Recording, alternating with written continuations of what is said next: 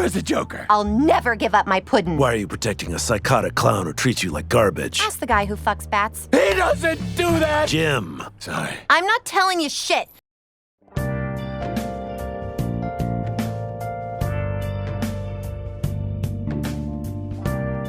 Alright, so it's no surprise Birds of Prey failed. Even though it's been given a breath of new life due to the virus shutting down theaters and allowing it to release early for home video digitally. But what if I told you that another version of that character that is pretty similar existed outside of the comics, but inside another form of media that you could watch right now? And no, I'm not talking about Batman the Animated Series, or Batman and Harley Quinn, or Suicide Squad Hell to Pay, or Assault on Arkham, or Batman Ninja, or Batman Hush, or... Okay, enough of this shit. I'm talking about DC Universe's Harley Quinn. This show is a fucking riot and I love it. It's one of those forms of media you didn't know you needed until it shows up and then you're just fucking hooked. I was very skeptical about this show when I first heard about it because I was almost sure it was gonna blow. But I'm here to say, boy was I wrong. Now the trailers for this show kinda give off the impression that this is vulgar just for the sake of being vulgar. And it kind of is in the early episodes. As the show goes on though, it becomes more and more clear the vision DC has for this universe. No pun intended.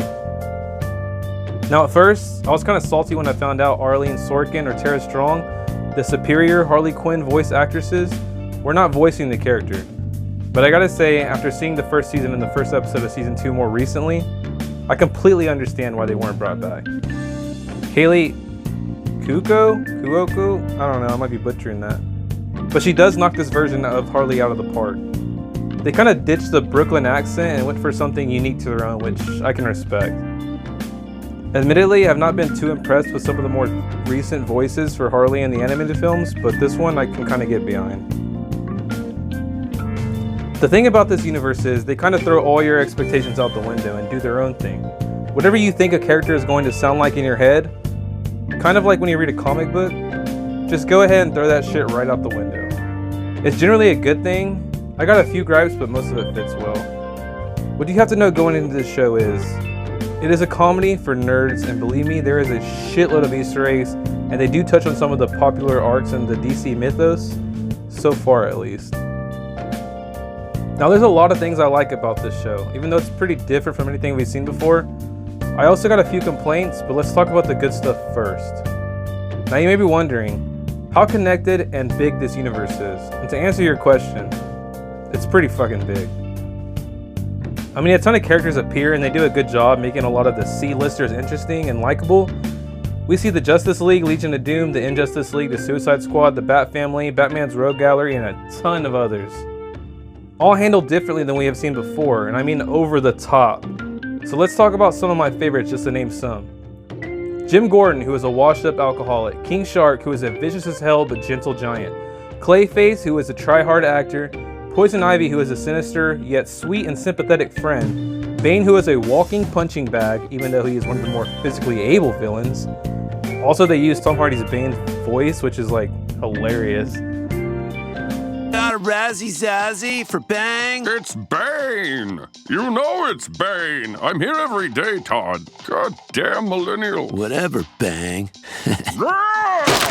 There's so many to name, but not all of them have been completely fleshed out yet, so we'll just have to wait and watch and see. Let's talk about the big names though. The ones who draw us to this universe to begin with. The Dark Knight and the Clown Prince of Crime.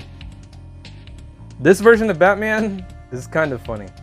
Yeah, you heard that right. It's the same actor who voiced Batman in this show.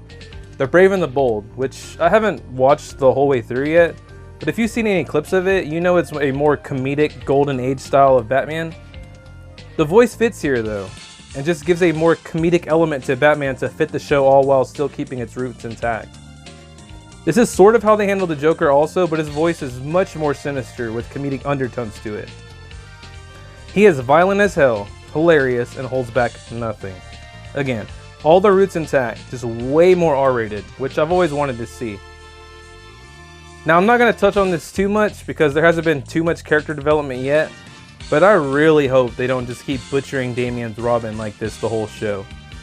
I don't mind the baby voice or the comedic elements, but Damian is a badass and he's just an annoying, useless kid here. I also know I'm completely contradicting what I said earlier about expectations. It's just a little nitpick I got, and I just hope the rest of the Bat family doesn't get butchered the same way when they appear. DC, if you're listening, please, for the love of God, give us all of the Bat family in the correct order with the backstory and character development.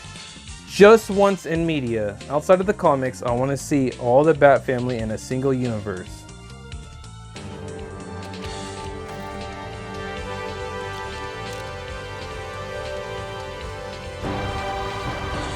Yeah.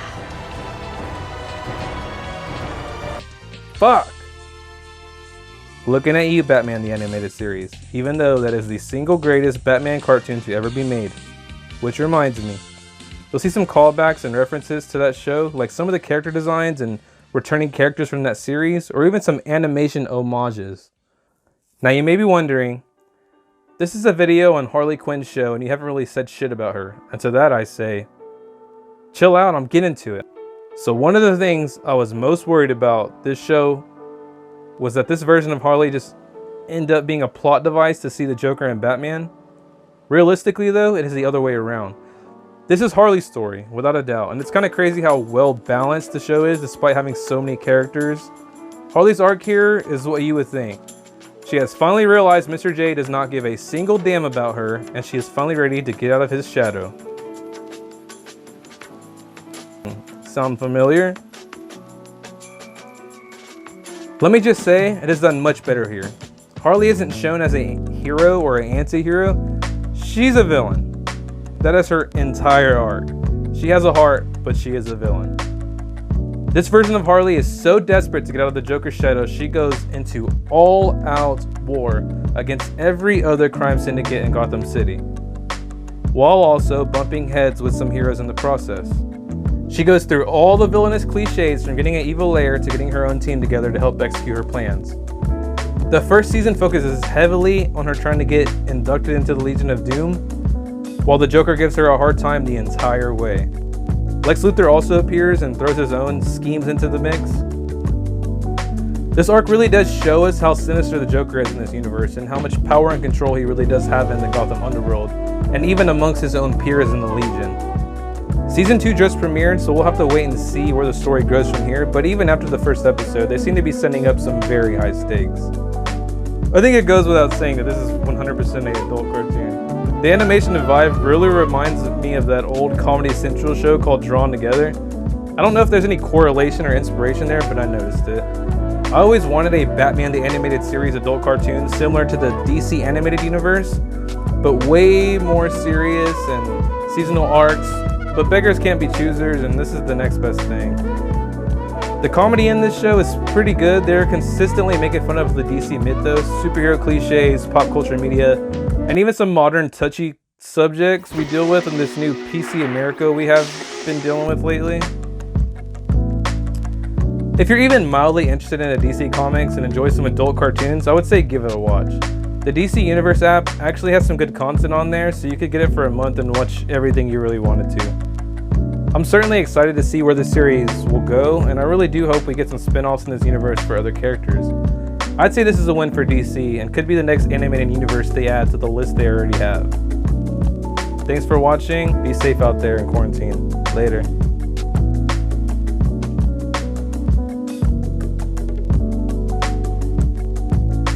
Here, smart guy, let's see what this week's episode of Harley Quinn is about. Harley Quinn and her best friend Poison Ivy, C, aren't in this episode, which focuses on Batman waking from his coma and vowing to take back Gotham City. Fuck. Fine. But if it sucks, we're watching Family Guy. Man, Joker seems to claim you as his nemesis, but you came here to fight Harley, and now you're fighting Ivy. Which one is me?